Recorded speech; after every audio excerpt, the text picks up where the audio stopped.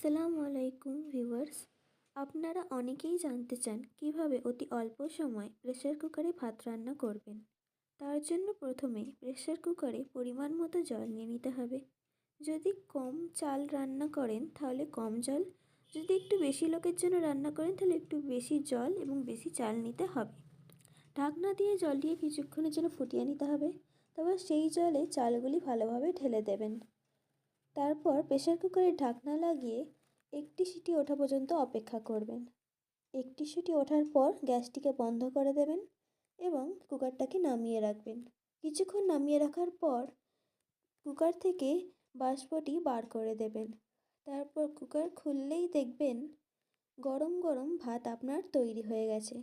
সেই ফ্যানটাকে বসিয়ে নেওয়ার পর আপনি যখন আবার ঢাকনা খুলবেন দেখবেন আপনার গরম গরম ভাত তৈরি। ধন্যবাদ। ভিডিওটি ভালো লেগে থাকলে অবশ্যই লাইক অ্যান্ড সাবস্ক্রাইব করবেন।